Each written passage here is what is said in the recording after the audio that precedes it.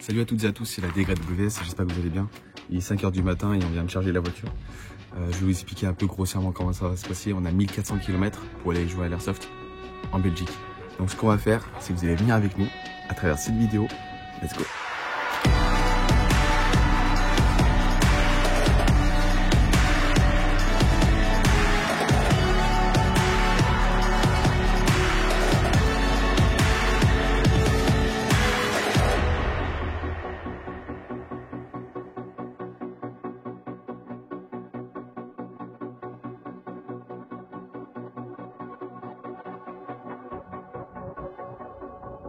Ok les gars, donc bienvenue déjà dans le shop de Bravo Factory. C'est de la réplique d'origine en vente. Il y a des multitudes d'accessoires, que ce soit des batteries, des chargeurs ou même sur le site internet. Du consommable, forcément, de chez Ninrod. Mais Colin, le jeune entrepreneur indépendant, fait aussi des upgrades personnalisés sur mesure. Donc on va en parler tout ça tranquillement. Donc je suis avec Colin. Colin, je te laisse présenter un peu ton magasin, ce que c'est. Et puis voilà, je vais t'expliquer un petit peu ce que tu fais au sein de la Bravo Factory. Eh bien, à base de base, c'était un magasin de réparation avant de devenir un magasin de vente de répliques. On avait des potes qui demandaient pour réparer, entretenir, améliorer ce genre de choses, etc. Okay. Et des potes, on demandait aux potes, et les potes, on parlait aux potes, et puis les potes, des potes, ce qui fait que j'ai pu lancer une activité de réparation, amélioration, entretien, ce genre de choses. Okay. Et de fil en aiguille, on nous demandait, tiens, on vendait des répliques, etc. Parce qu'on préparait des répliques, beaucoup de grades de très haute qualité pour certains joueurs, ou parfois des upgrades plus basiques ou étape par étape pour certains joueurs aussi. Donc on a dit ok, allez, pourquoi pas, on se lance. Sachant qu'en Belgique il faut une licence d'armurier, donc c'est beaucoup plus lourd comme mise en œuvre, comme un parcours administratif, donc un parcours pour pouvoir vendre des répliques. Ce qui fait que maintenant le magasin est un magasin et plus maintenant atelier. On parlait d'atelier il y a encore quelques mois de ça. Depuis janvier maintenant c'est vraiment un magasin. Et on est parti. Donc là c'est des répliques d'origine, répliques upgrade, amélioration, entretien. Si tu tournes avec moi, on va voir ici derrière l'entièreté des racks. Donc tous les racks là, donc il y en a certains qui sont vides, d'autres qui sont pleins. C'est toutes des répliques qui sont en cours, donc pour des joueurs, donc peut-être vous qui regardez la vidéo.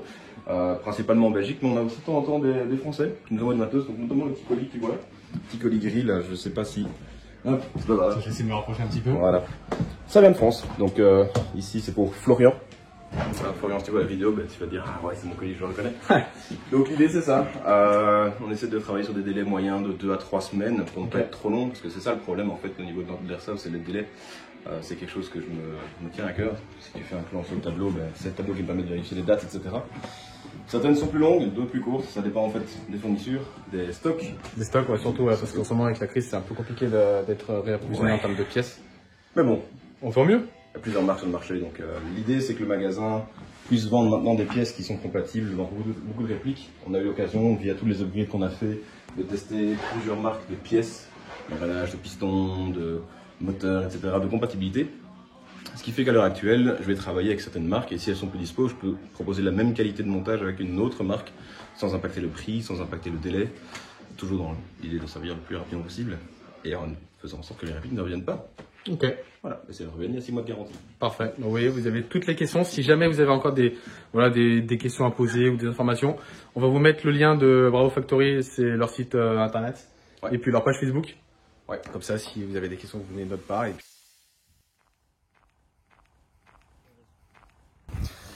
Ok les gars, donc là du coup on est sur le terrain ce soir. S'il y a un feu de camp qui est prévu du coup avec tous les joueurs qui sont là présents, on va vous faire deux trois petits rushs, je pense, visuels tranquillou. Et puis après on va chercher Lulu à Bruxelles qui sera présent avec nous demain sur le terrain.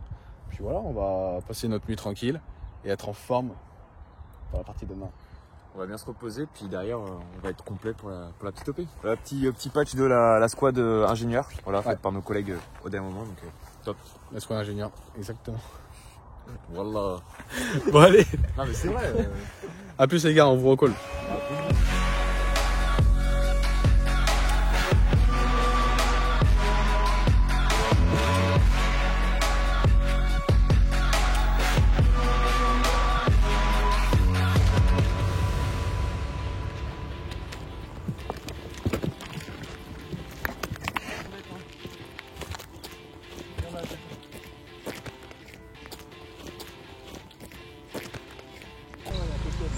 En tant que votre commandant, je me présente.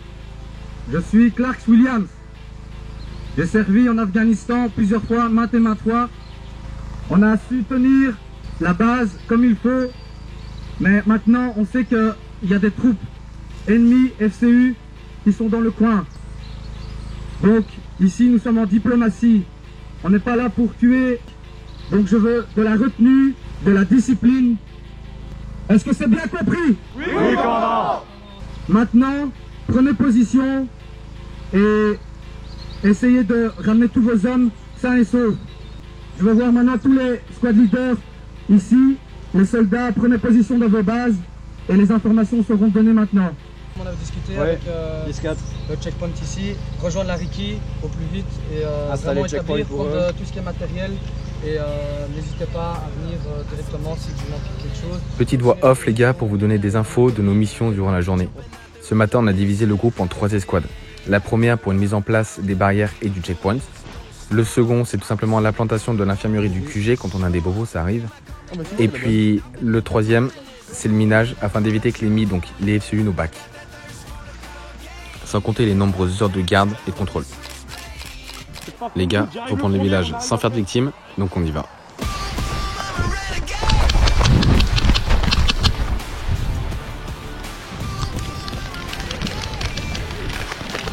Ok, refais, vas-y.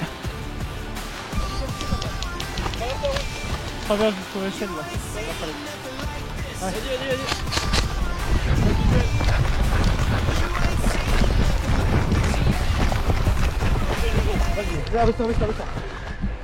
On essaie de repousser les FCU afin d'avoir le champ libre pour prendre la position. Abaisse-toi. Ils nous ont ici. On a apporté ce tir. Abaisse-toi direct, abaisse-toi. On a apporté ce tir les gars, faites gaffe. J'ai pas la peu.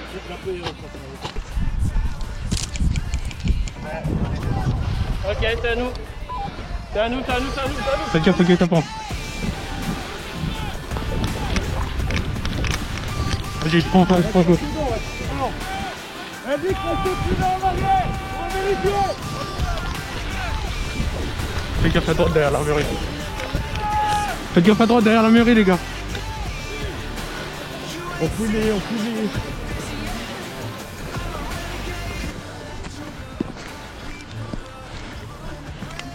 Allez.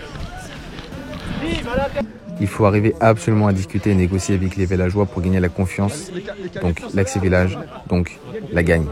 Nourriture. C'est mieux.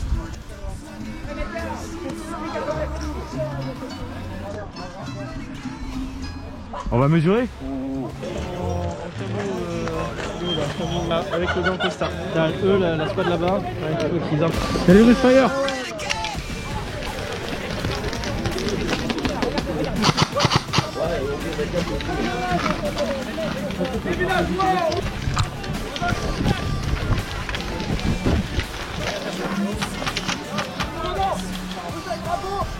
Engagé.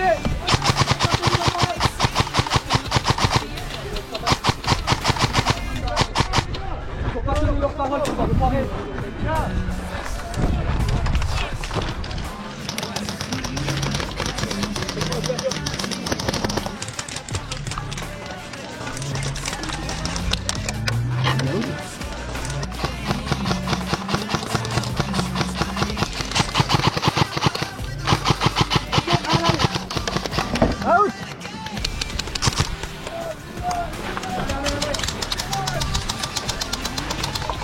Mais après quelques heures de position, une attaque éclair et en 2-2, fin du game, on perd le village.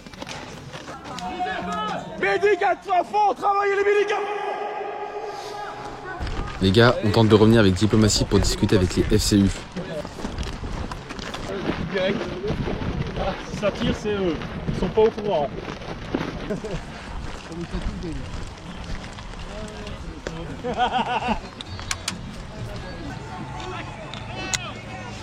Une réunion, du moins un rassemblement est prévu au village, mais je sais pas, c'est bizarre.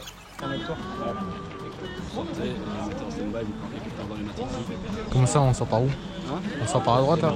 Pour se mettre d'accord. Regarde la celle-là, mais il faut vous tourner les armes, vous mettez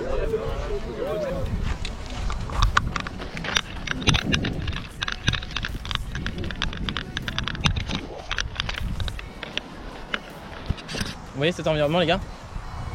Là c'est beaucoup trop calme. Et vous savez pourquoi? Je suis actuellement dans le village qui est juste derrière. Il y a un regroupement avec les 2 squads, la milice et les villageois. Les villageois vont faire une élection pour savoir quel squad ils préfèrent. Sauf que malheureusement,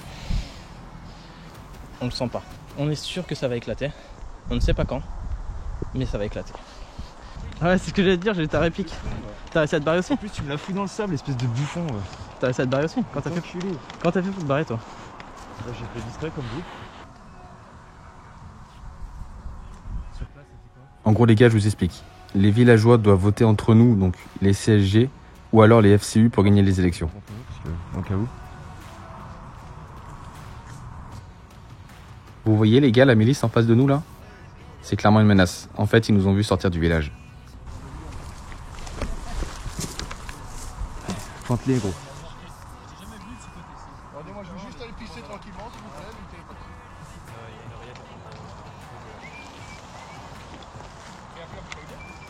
Alors, on reste calme, tranquille, discret, Ouais. mais ça sent clairement le guet-apens.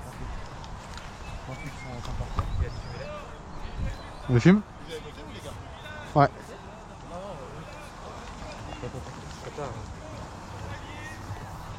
Mec, appelle tes copains, on a un truc à proposer. On les allume en fait. Attends, on attend qu'ils sont tout ça. J'ai ramené la milice. Dès qu'ils sont à distance, on les allume.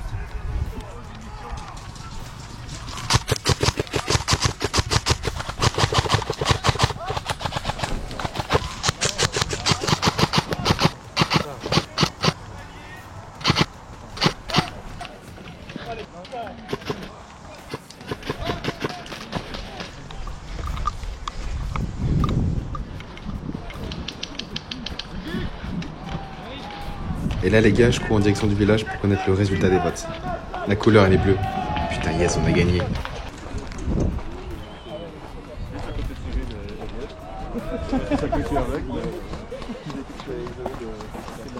Bien joué les gars. Bien joué les gars. Je fais une mission très délicate diplomatiquement.